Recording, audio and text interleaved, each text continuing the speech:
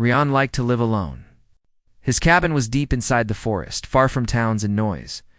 He had chosen this life because he wanted peace. The forest gave him calm mornings, clean air, and the soft sound of wind through tall trees. His cabin was small but strong, made from old wood and stone. Inside, he kept simple things: a table, a small stove, a few books, and tools he used for hunting and repairing. He had lived there for 3 years without seeing many people. Most days, he worked outside or went fishing in the nearby stream. That evening, dark clouds gathered in the sky. A storm was coming. Rian closed the windows, placed more wood in the fire, and sat near the warmth with a cup of tea. The rain started slowly, tapping on the roof like gentle fingers. It soon grew louder as lightning flashed across the forest. The cabin shook with thunder. Rian was used to storms, but that night felt different. The wind seemed to carry strange sounds, like soft cries far away. He thought it was only the storm playing tricks, but the feeling stayed in his chest, a quiet warning. When the rain grew heavier, he decided to check the doors and the shed outside. He put on his jacket, grabbed a lantern, and stepped into the wet night. The forest smelled fresh but cold. Water ran down the path, and the sound of rain filled his ears. As he walked around the cabin, he noticed footprints near the back wall. They were small, lighter than a human's, and fresh. He looked around, shining his light on the trees, but saw nothing moving. He bent down to see better and found something else. A small mark on the ground, glowing faintly blue. He felt a chill. That glow was not natural. It looked like a piece of crystal dust, like something from a broken light. He picked it up, but the moment he touched it, the glow faded. He turned it over, trying to understand, and then put it in his pocket. He told himself it might be from a hiker's equipment, or some strange chemical from the storm. Still, his heartbeat grew faster. He walked back to the cabin, checking every shadow. When he went inside, he locked the door behind him and stood still, listening. The fire crackled, and the wind howled outside. But another sound whispered behind those noises, a soft movement inside his cabin. Rian froze. He turned off the lantern and listened again. There it was, a light shuffle, like feet brushing against wood. It came from the corner near the storage shelves. He moved quietly, step by step, holding his small hunting knife. The room was dark except for the orange glow of the fire. He stopped near the shelves and whispered, "Who's there?" No answer came, but he heard breathing fast and frightened. He took a deep breath and pulled the lantern flame back to life. The light spread through the cabin, chasing away the shadows. What he saw made him forget fear for a moment. Behind the shelves, half hidden by an old blanket, was a small figure. It looked like a girl, but not quite human. Her skin was light blue, smooth and shiny in some places, and her hair was thin, like silver threads. Her large, dark eyes reflected the firelight. She looked at him with fear, pressing her hands close to her chest. She wore torn clothes made of strange material, something between metal and fabric. She was shaking. Rian lowered his knife at once. "Hey," he said softly. "I won't hurt you." She did not understand the words, but she seemed to feel the calm in his voice. When he stepped closer, she pressed herself against the wall. Rian could see that she was wounded. A small burn ran along her arm, and dried blood had darkened her sleeve. He quickly fetched a blanket and placed it near her. "You must be cold," he said. She looked at the blanket, then at him, unsure. When he stepped back, she slowly reached out and touched it, pulling it around her shoulders. Her trembling slowed a little. Rian sat down a few steps away. His mind was full of questions. Who was she? How did she reach his cabin in the middle of a storm? Why did she look like that? He had seen strange things during his time as a field engineer, working with space probes and research drones, but nothing like her. He wondered if she might be a lost experiment, or worse, something from beyond Earth. He tried again to speak slowly. "You can stay here," he said. "Safe." She tilted her head as if trying to understand. When thunder cracked above them, she covered her ears and shivered. Rian moved closer and added more wood to the fire. The flames grew brighter, warming the cabin. The girl's eyes followed every move he made. When he placed a cup of water near her, she hesitated but then reached out. She drank carefully, almost like she was tasting something new.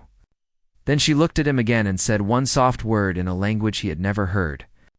It was short and full of emotion, like a plea. Rian shook his head gently. "I don't understand," he said, "but you're safe here." She blinked slowly and nodded a little, as if she understood that one word, safe. The storm outside went on for hours. Rian stayed awake, making sure she was warm and had water. She soon fell asleep, wrapped in the blanket, her breathing soft and peaceful. Rian watched her for a while, unsure if this was real or a strange dream. He noticed her wounds were shallow, though one of her hands had faint marks like burns from an electric charge. He cleaned them gently while she slept. The blue skin was cool to the touch, but it healed faster than any human wound he had seen. As the night went on, Rian sat by the window, staring at the rain. His thoughts were full of questions. He wondered if she had come from one of those secret test sites or if she was something else entirely. He remembered the glowing dust outside. It might have come from her. Maybe her ship had crashed somewhere nearby. He decided that when the storm ended, he would go search for clues in the forest. When dawn came, the rain slowed, and weak sunlight filtered through the clouds. Rian looked at the small figure still sleeping beside the fire. She looked more peaceful now, almost human. He smiled slightly. "Guess I have company," he whispered. After breakfast, he took his rifle and lantern and went outside to look for signs of what had brought her here. The forest was wet and quiet after the storm. He walked slowly, scanning the ground for more footprints or marks. The glowing dust appeared again in small patches along the path leading north. He followed it until he reached a small clearing. There he found broken branches and burnt soil, as if something had fallen from the sky and hit the ground hard. At the center was a half-buried piece of metal, smooth and curved, unlike anything human-made. He touched it carefully.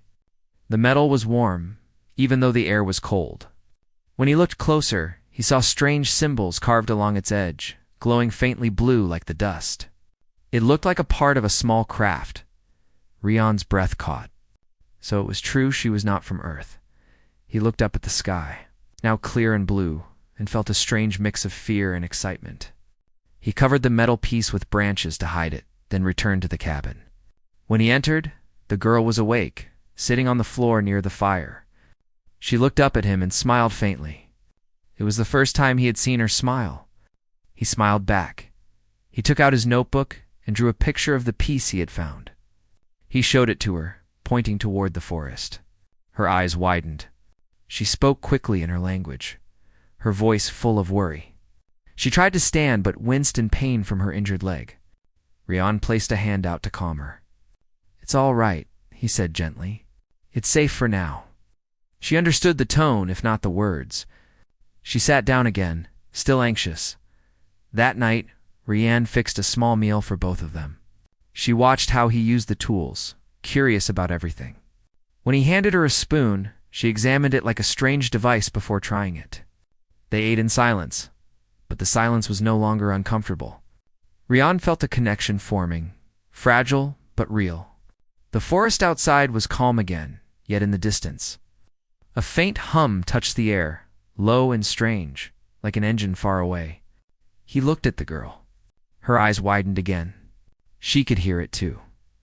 The hum faded after a few minutes, but she stayed tense for a long time.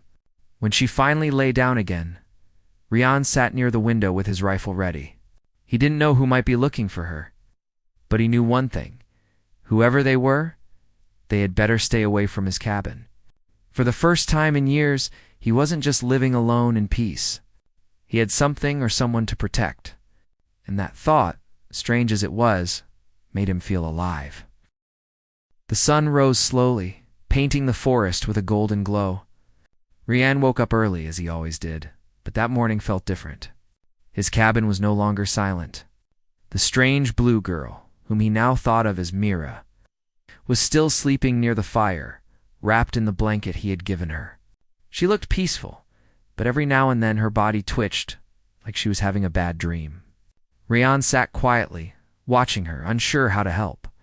He cooked a simple breakfast, bread, eggs, and tea. The smell filled the cabin. When he placed a small bowl near her, she opened her eyes slowly. For a moment, she looked confused, as if she had forgotten where she was. Then her eyes met his, and she relaxed a little. Rian smiled and pushed the bowl closer. "Food," he said, pointing at it. "Eat." Mira looked at the food with curiosity. She smelled it first, then took a small bite. Her eyes lit up. She nodded and began to eat slowly. Rian chuckled softly. "So you do like it," he said. She did not understand the words, but she smiled back. That small smile made Rian's worries ease for a moment. When breakfast was over, Rian decided to find a way to talk with her. He took out a notebook and drew simple pictures: a tree, the sun, water, food, and people. Then he pointed to each picture and said the word out loud: tree, sun, water, food, man. Mira watched closely, her bright eyes following the pencil. She seemed to understand what he was doing. Slowly, she began repeating the words. Her voice was soft and clear, though her accent was different. When she tried to say water, it came out as vata, and she laughed quietly at her own mistake. Rian laughed too. It was the first time he had heard her laugh. Hours passed as they practiced words. She learned fast. Soon she could say small phrases like thank and safe. When Rian said Mira, pointing to her, she paused and touched her chest. Then she nodded and repeated it softly. Mira. It sounded right. Rian nodded too. Yes, Myra. That was the name she would keep. In the afternoon, Rian went outside to gather wood. Myra followed him to the door but stopped there. Her eyes darted around the trees nervously, as if she expected something to jump out. Rian noticed her fear. It's all right, he said gently. No danger. He pointed to the forest and then to himself. I'll go. You stay. She hesitated but nodded. While he worked, he could see her shadow through the cabin window. Watching him carefully the whole time, after collecting enough firewood, he returned and found Mira examining his tools. She was holding a small screwdriver, turning it over in her hands like it was a piece of art. When she saw him, she quickly put it down, embarrassed. Rian smiled and shook his head. It's fine. You can look. He handed her a small pocket compass. She turned the compass in her hands, watching the needle spin. When it pointed north, she frowned and tapped the glass. Rian took it and pointed toward the trees. North, he said. She stared for a moment, then nodded, repeating the word carefully. That evening, as the fire burned low, Rian thought about what he had found in the forest the day before, the strange metal fragment from the crash. He wanted to show it to Mira to see if she recognized it, but he was afraid it might bring back bad memories. Still, he had to understand who or what was chasing her. He went to his workbench, pulled the piece from his bag, and placed it on the table. The blue metal gleamed softly in the firelight. When Mira saw it, her eyes widened. She froze, then slowly stood and walked toward it. She touched the metal with trembling fingers. Her expression changed from fear to sadness. She spoke softly in her own language, a string of gentle sounds that carried deep emotion. Rian did not understand, but he could tell she was remembering something painful. He waited silently until she stopped speaking. Then he said quietly, "This was your ship, wasn't it?" She looked at him, and though she could not understand his words, she nodded slowly, her eyes shining with tears. Rian felt a heavy weight in his chest. He wanted to help, but he did not know how. He moved closer and placed a hand on her shoulder. "You're safe now," he said softly. She looked up at him and managed a small smile, as if she could feel what he meant even without the words. Night came early, and the forest outside turned dark again. Rian and Mira sat near the fire, both lost in thought. Then, suddenly, a faint humming sound filled the air. It was distant, but steady, like an engine or a drone. Mira stiffened instantly. Her eyes filled with panic. She looked toward the window, clutching the blanket around her. Rian stood up and listened carefully. The sound was coming from the sky. He stepped outside, peering through the trees, and saw a light moving between the clouds, slow, searching, not like any aircraft he had seen before. He hurried back inside. Mira was standing now, shaking. She said something fast and urgent in her language. Rian couldn't understand, but he knew one thing. She was afraid of whoever was flying that craft. He pulled the lantern off the table and covered it to keep the light from escaping through the window. "Stay quiet," he whispered. She nodded, pressing herself against the wall. The humming grew louder, then passed over the cabin. A beam of faint blue light swept across the forest, cutting through the mist. Rian's heart pounded. He watched through a crack in the window as the light scanned the trees. It stopped near the clearing where he had found the metal fragment. The ship hovered there for a moment, then drifted away, fading into the distance. When the sound was gone, Rian let out a long breath. Mira slowly sat down, her hands still shaking. Rian knelt beside her. "They're looking for you, aren't they?" he asked. She didn't need to understand the words. Her eyes said everything. She nodded slowly, tears forming again. He felt anger rising in him, anger at whoever had hurt her, chased her, and made her so afraid. He spoke firmly. "I won't let them take you." She blinked, not understanding the language but catching the strength in his voice. She placed her small hand on his chest and whispered one word she had learned that day: safe. Yes, safe. For the next few days, they lived carefully. Rian avoided lighting the lantern at night, using only the fire for warmth. Mira stayed inside most of the time, helping him with small things like organizing tools and cleaning. She learned new words every day. Sometimes she pointed at objects and waited for him to name them. She repeated the words until she got them right, her smile growing brighter with each success. She even began to hum soft tunes while working. Sounds that were unlike any song Rian had heard before, calm and full of light.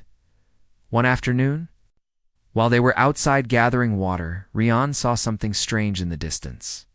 A piece of metal had fallen near the stream. When he approached, he realized it was another fragment from the same craft he had found earlier. This one, however, was different. It had a small device still attached to it, blinking faintly. He carefully picked it up and brought it back to the cabin. Mira's eyes widened when she saw it. She took one look and shook her head violently. "No," she said, one of the few English words she knew. Bad Rian understood. It might be a tracker. He placed it on the ground outside, covered it with dirt, and smashed it with a rock. The blinking stopped. Myra looked relieved. After that, she stayed close to him, as if afraid the people chasing her might appear any moment. That night, Rian sat by the fire, deep in thought. He had lived a quiet life for years, but now everything had changed. He had found something, someone who needed him. He didn't know how far the danger would go, but he knew he couldn't just turn away. Mira watched him, her head resting on her arms, her eyes calm for the first time. When he noticed her looking at him, he smiled. "You'll be okay," he said quietly. "We'll figure this out." The wind outside grew softer, carrying the smell of pine and wet earth. The stars appeared one by one above the forest. Rian stepped outside for a moment, breathing in the cold night air. Somewhere far away, he thought he heard another faint hum, but this time it didn't frighten him. He was ready. Inside, Mira had fallen asleep again, the blanket wrapped around her small frame. Rian watched her for a while before whispering, "Whatever you're running from, they'll have to get through me first." The night was silent after that, but Rian's thoughts were full. He didn't know what tomorrow would bring, but he knew one thing. The world was larger than he had ever imagined. And now, a part of that world was sitting in his cabin, depending on him. And for the first time in a long while, Rian felt he had a reason to fight for something beyond his quiet life in the woods. The morning came quietly, with mist curling between the trees. Rian stood outside his cabin, staring at the forest where he had hidden the broken metal parts. Mira was inside, sitting near the fire and trying to read the words from his notebook. Her voice came softly through the open window as she practiced. Water, tree, sky, home. She spoke each word carefully. Rian smiled faintly. She was learning fast, but the fear in her eyes had not fully faded. He walked back inside, brushing the wet leaves from his boots. Mira looked up, her face brightening a little when she saw him. "Morning," she said shyly. Her accent was still strange, but her tone was warm. Rian nodded. Morning, Myra. He placed a bowl of warm soup on the table. Eat first, then we talk. She tilted her head, not understanding all of it, but the word eat was enough. She sat down and began to eat slowly. After breakfast, Rian opened his notebook again. He had drawn the strange metal symbols he saw on the wreck. When he showed the page to Mira, her eyes widened. She touched the paper gently and traced one of the symbols with her finger. My people, she whispered. Then she looked at Rian. Home, ... gone. Her voice cracked slightly. Rian frowned. Gone? She nodded, tears forming in her eyes. She struggled to find the words. War, bad people, fire, I run. Her few words told him everything. Rian sat back in silence, feeling a weight in his chest. He understood now Mira was not just lost. She was a survivor. Her world had been destroyed, and the people searching for her were the same ones who had caused it. He clenched his hands. They won't find you here, he said softly. She did not understand all of it, but she could sense his promise. Later that day, Rian went into the forest again, taking his rifle and a small radio scanner he had built years ago. He wanted to make sure no one was near the area. The forest was quiet, but now every sound made him alert. The rustle of branches, the caw of a crow, the distant creak of trees. He reached the clearing where he had found the wreck. The ground still smelled faintly of burnt metal. He scanned the area with his device. The small screen blinked with weak signals, faint, but not natural. Something in the sky was sending energy pulses toward the ground. He turned off the scanner and looked up.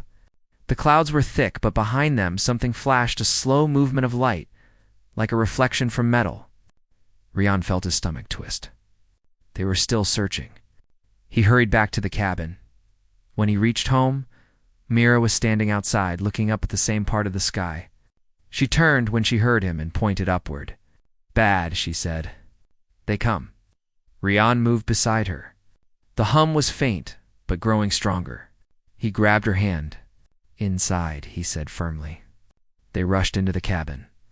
Rian closed the shutters and pushed a wooden bar against the door. The hum grew louder, almost shaking the air around them. Mira hid near the wall, her hands over her ears. Rian moved to his small workbench. He remembered the generator he had used for his tools. It could produce strong electromagnetic interference. Maybe he could use it to block whatever scanners those ships used. He quickly pulled out wires, batteries, and an old copper coil. Mira watched, confused but curious. Rian spoke while working. We need to hide. They are looking for you. If I can make enough noise, maybe they won't see us. Mira knelt beside him and pointed to the coil. Power, she said. Then she reached into the pocket of her strange suit and took out a small device, no larger than a coin. It glowed faintly blue. She placed it near the generator. The machine's weak light brightened at once. Rian looked at her in surprise. This is your tech? She nodded quickly. Strong. Help you. Rian smiled faintly. Then let's do it. He connected the wires, adjusted the settings, and switched on the generator. A deep buzzing filled the cabin. The sound grew until it was almost painful, then leveled out. Outside, the humming of the ship changed tone, as if the scanners were confused. Rian waited, holding his breath. After a long minute, the sound began to fade. The ship moved away slowly, disappearing behind the clouds. Mira exhaled and sank to the floor in relief. Rian turned off the generator and sat beside her. It worked, he said. She nodded and whispered, safe. Rian looked at her, realizing how much that one word meant to her. She had been running from danger for who knows how long. And now, for a moment, she felt safe. The next few days passed quietly. Rian repaired the roof, chopped more firewood, and fixed the generator properly with Mira's help. She seemed happier, learning new words, and even drawing in his notebook. She drew pictures of tall buildings made of light and flying ships shaped like wings. She showed him one drawing of a planet covered with silver oceans and 2 suns. Home, she said softly. Rian looked at it in silence. He could not imagine what it must have been like to lose such a place. That night, as they sat near the fire, Mira asked him something unexpected. "Rian, why here? Alone?" He was surprised she had learned enough to ask that. He thought for a moment before answering. "Peace," he said. "I worked in city. Too many people, too much noise. I wanted quiet." She nodded slowly, understanding. "You, not like people?" He smiled faintly. "I like some people. I just needed space." Mira looked at him with gentle eyes. "Now, you not alone?" He glanced at her, then nodded. "No, not alone." Later, after Mira had gone to sleep, Rian stood by the window. The stars shone clearly above the trees. Somewhere out there, someone or something wanted to take her back. He wondered how far they would go. He also wondered if more humans would believe him if he told them what he had found. But he knew he could not risk it. Not yet. If anyone came here, they might take her away to study her, not help her. He could not allow that. The next morning, he decided to prepare for whatever might come. He taught Mira how to use a few simple tools and how to load the old hunting rifle. She was quick to learn, her movements precise. He built traps near the edge of the forest, silent alarms made from wire and bells, and small pits covered with leaves. Myra helped him, carrying wood and marking paths with her glowing stones. They worked until sunset. It almost felt like they were building a small fortress. When night came again, Rian and Mira sat on the porch, watching the sky. The air was calm, and for a moment, it felt peaceful. Then, far in the distance, a sharp light appeared, brighter than before. It cut across the horizon and stopped above the forest. Rian's heart sank. "They're back," he whispered. Mira stood, her hands trembling. The hum returned, louder this time, and multiple lights appeared, moving in a slow circle. They were searching the woods methodically. Rian quickly led Mira inside. He turned on the generator again, hoping it would block the signals, but the power flickered. The machine struggled to keep up. Myra rushed to help, adjusting the glowing coin device. The generator steadied for a moment, but then a sharp noise filled the air, a pulse that shook the windows. Rian ducked, pulling Mira down beside him. "They found something," he said through gritted teeth. A second later, a blue beam hit the clearing outside, lighting the entire forest like daylight. Rian ran to the back window and saw figures moving through the trees, tall, armored shapes carrying bright weapons. His heart raced. "They're here." Myra looked terrified. "They. Take me," she whispered. "No," Rian said firmly. "Not while I'm here." Grabbed his rifle and checked the bullets. Mira stood beside him, holding one of the metal rods from her ship like a staff. The cabin lights flickered again as the hum of the alien engines filled the air. Through the cracks in the window, Rian saw the glowing eyes of the soldiers scanning the trees. They were moving closer, step by step. The first explosion came from the trap Rian had built, a flash of fire and dirt near the outer path. One of the soldiers fell, its armor smoking. The others stopped, confused. Rian fired his rifle once, hitting another figure square in the chest. The sound echoed through the forest. Mira lifted her glowing rod and pressed a small switch on the side. A burst of energy shot from its tip, striking a tree and splitting it apart. Rian's eyes widened. "That'll do," he said under his breath. The battle outside was brief but fierce. The aliens fired strange beams that burned through trees, while Rian and Mira fought back from the windows. The traps slowed the attackers, and soon the remaining soldiers retreated toward their ship. The hum of engines grew louder as they lifted off, leaving a cloud of dust and broken branches behind. When silence finally returned, Rian lowered his rifle. He looked at Mira. She was breathing hard, her hands glowing faintly from the energy of her weapon. Rian walked over and placed a hand on her shoulder. "You did good," he said. She looked at him, still shaken, and whispered, "Safe." He nodded, for now. That night they did not sleep. Rian stayed by the window watching the dark forest. Mira sat near the fire, her eyes distant, lost in thought. She knew they would come again, stronger next time. But she also knew she was not alone anymore. Rian would stand with her. Humanity would stand with her. And somewhere in the cold night, the first bond between human courage and alien hope grew stronger, waiting for what would come next. The days after the attack passed slowly. Rian and Mira spent their time repairing the cabin, reinforcing the walls, and gathering supplies. Myra was learning quickly, her confidence growing with every passing day. She could now speak more English words, enough to describe her thoughts and feelings. Rian found joy in teaching her, and he also felt a deep responsibility for her safety. Each day reminded him that the danger was never far away. Rian started building small defenses around the cabin. He placed alarms made from wire and tin cans hidden in the underbrush. Simple, human traps, but effective for slowing down intruders. Mira helped him, her small hands surprisingly skilled at handling tools. She used her glowing coins from her ship to power some of the alarms, making them more sensitive than ordinary human devices. When one of the sensors triggered accidentally, she laughed softly, a sound that made Rian smile. It was the first real laugh he had heard from her since she arrived. One morning, as they were checking the perimeter, Mira paused near a fallen tree. Her eyes scanned the forest, tense and alert. Rian noticed her gaze fixed on the sky. "Something wrong?" he asked gently. She shook her head but whispered a few words in her language. Rian did not understand, but the urgency was clear. He followed her gaze upward and saw a faint shimmer in the distance, like sunlight reflecting off a moving object. He clenched his fists. "They are watching," he said. Mira nodded, gripping his hand tightly. Rian realized they needed more than just traps and alarms. They needed a plan to protect themselves if the enemies returned. He began teaching Mira basic survival skills, climbing trees silently, moving through the forest without leaving tracks, and recognizing natural signs of danger. Myra adapted quickly. Her body moved with a grace that reminded Rian of animals he had seen in the wild.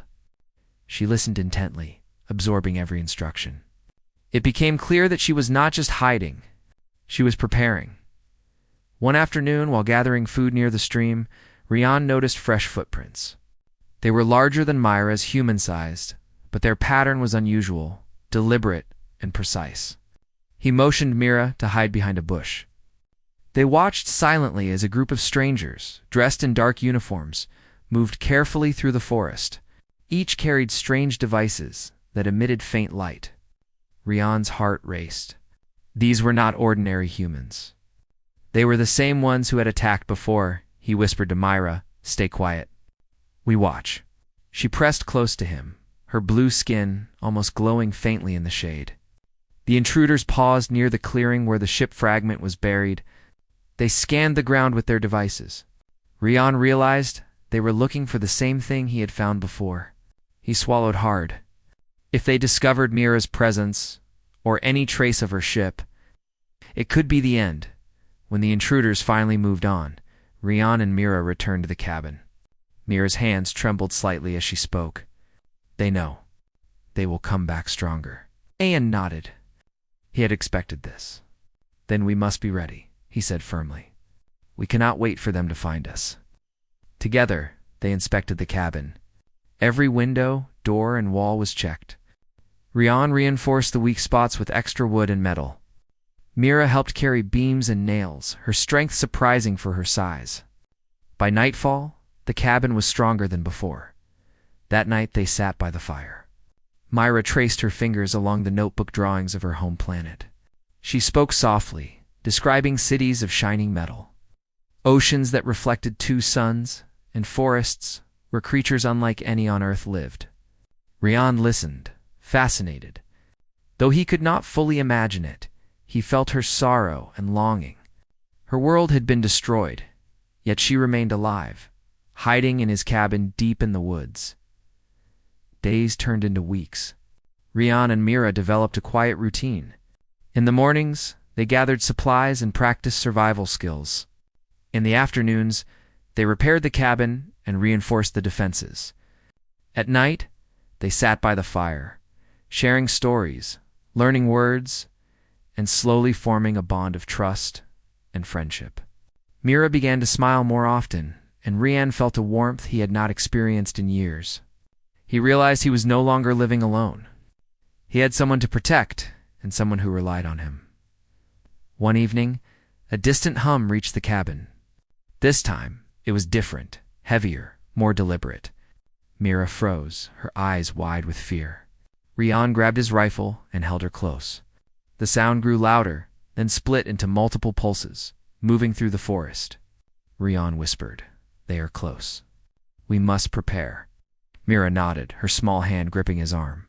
He activated the alarms and checked the traps, making sure every system was ready. When the intruders arrived, they were more organized than before. Several armored figures moved silently through the trees, their devices scanning for any trace of life. Rian and Mira waited patiently. When the first figure stepped onto a hidden alarm, a tin can clanged sharply. The soldier froze, then raised a device scanning the area. Rian fired a warning shot into the ground, startling the intruders. Mira activated her glowing rod, sending a burst of light that momentarily blinded them. Confusion spread among the intruders. The battle that followed was tense but brief. Rian used his traps and rifles strategically, while Mira supported him with bursts of energy from her device. Their teamwork was seamless, silent, and efficient.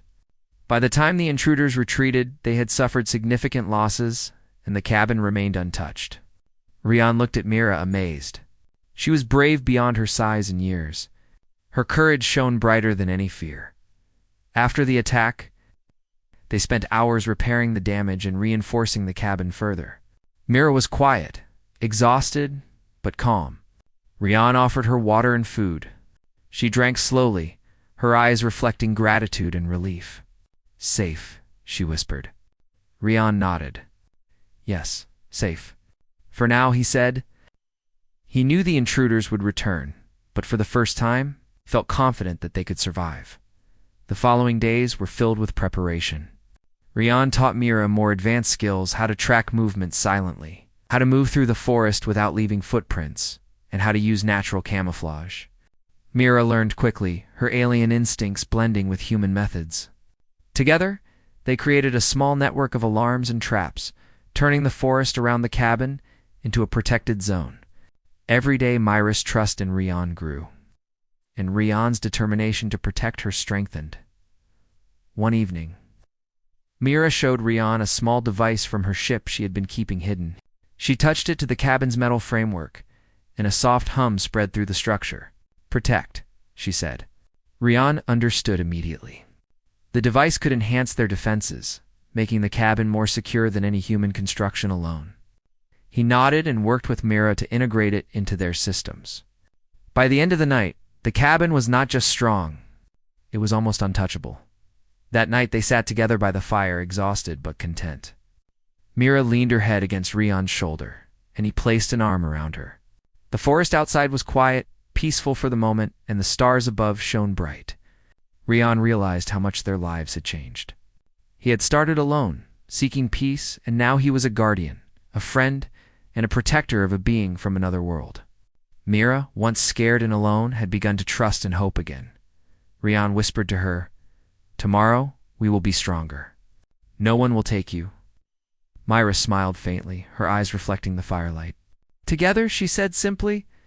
Rian nodded. Together, they were not just surviving. They were preparing to face whatever dangers lay ahead, ready to fight for their safety, for trust, and for the fragile hope they had built in a cabin deep in the woods. The night was quiet, but the tension in the air was heavy.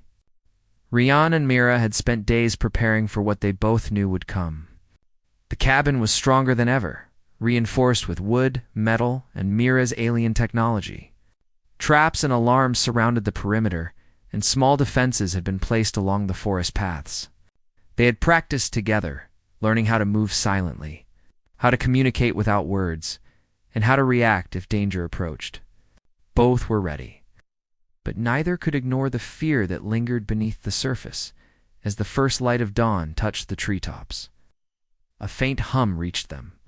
Mira stiffened immediately, her glowing eyes scanning the forest. "They come," she whispered. Rian nodded, checking his rifle one last time. "Yes, but we are ready," he said firmly. Mira's hand rested on her glowing rod, small but powerful. Together, they waited, listening to the faint vibrations in the air. The hum grew louder, then multiplied, as several ships appeared above the tree line. The intruders were back, stronger and more organized than ever. Rian led Mira to a hidden position behind the cabin. From there, they could see the soldiers moving through the trees below. Rian had placed his traps carefully. A small wire bell system signaled every movement in the underbrush, and hidden pits and tripwires were set to slow any intruders. Mira's device added a layer of confusion, small bursts of light and energy that made the enemies hesitate. The cabin itself seemed like a fortress now, a symbol of human determination and alien resilience. The first soldier stepped onto a tripwire, and a tin can clanged loudly. The others froze, scanning for the source of the sound. Mira activated her rod, sending a bright flash into the trees. One of the intruders stumbled backward, momentarily blinded. Rian fired his rifle, aiming carefully at the advancing figures. Each shot was precise, aimed to protect rather than destroy. The intruders quickly realized they were facing a clever opponent, and confusion spread among them. The battle escalated. Soldiers moved forward cautiously, but each step triggered traps, alarms, or bursts of light. Rian and Mira worked seamlessly. Mira learned quickly how to aim her bursts to block their scanners, while Rian predicted their moves and forced them into the traps. Trees fell, dirt exploded, and beams of energy lit the forest. For a moment, it felt like chaos, yet both of them were calm, focused, and determined.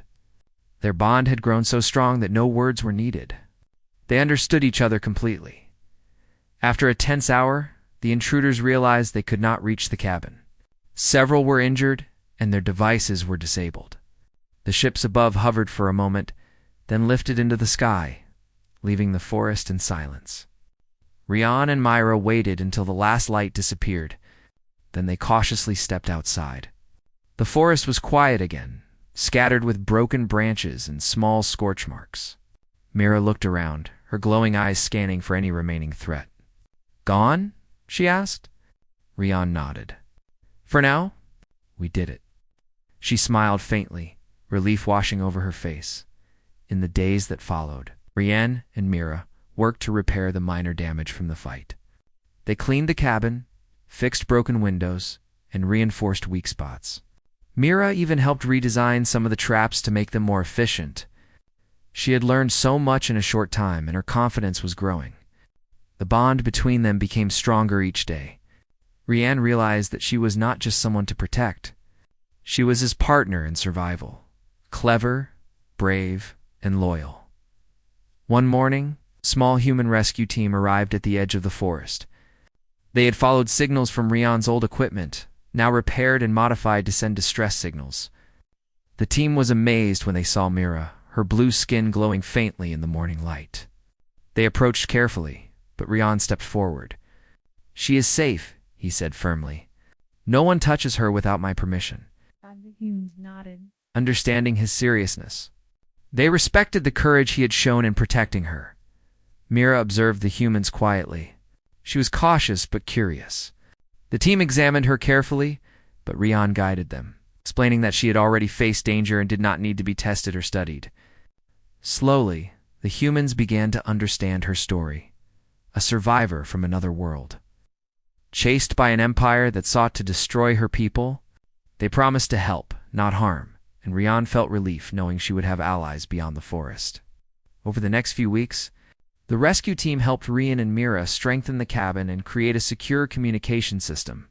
They also worked on finding a safe location where Mira could stay temporarily while they devised a plan for her future.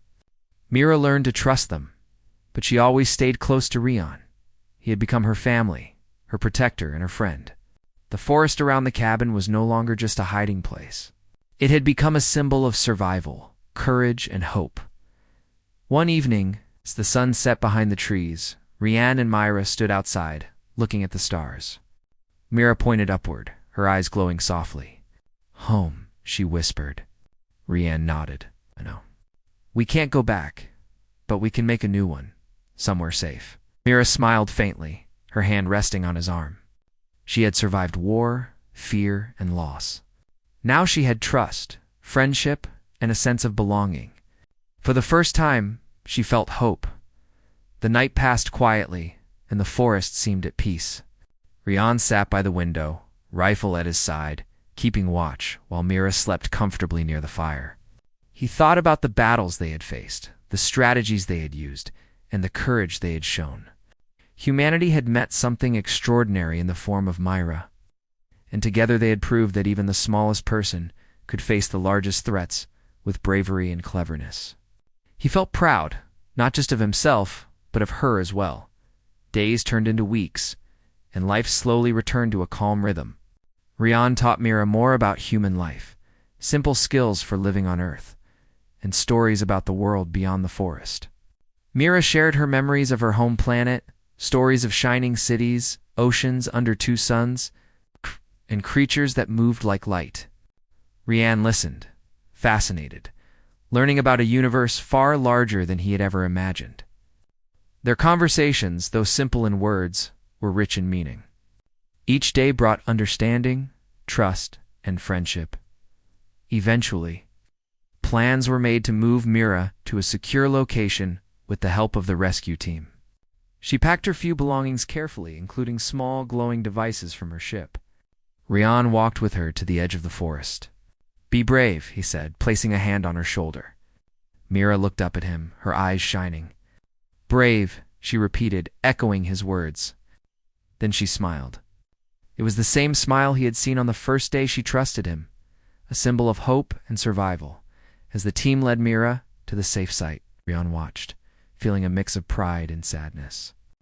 He had protected her, taught her, and shared his life, but he knew she needed more than he could give in the forest. She was no longer alone. Humans would help her, and maybe one day she would have a new home, a place where she could live freely and safely. Rian looked up at the stars and whispered, "We made it." That night, the forest was calm.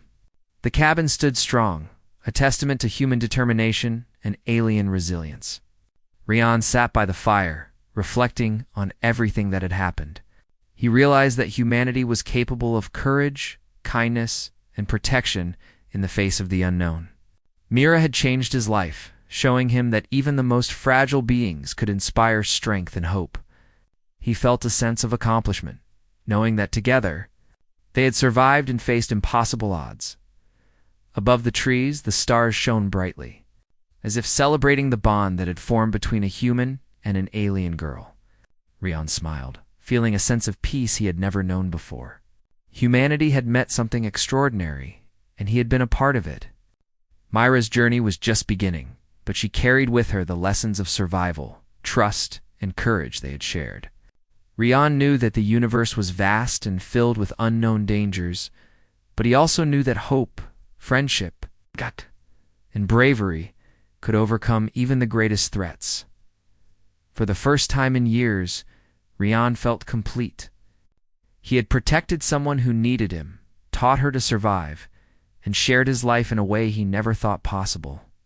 Mira had found safety, and he had found purpose. The forest, the cabin, and the stars above would always remind him of the courage they had shown and the future they had secured together. Humanity had proven itself worthy, and Myra had found a new home, not just in the world, but in the hearts of those who cared for her. Their story was far from over, but for now, they had one, and that victory was enough.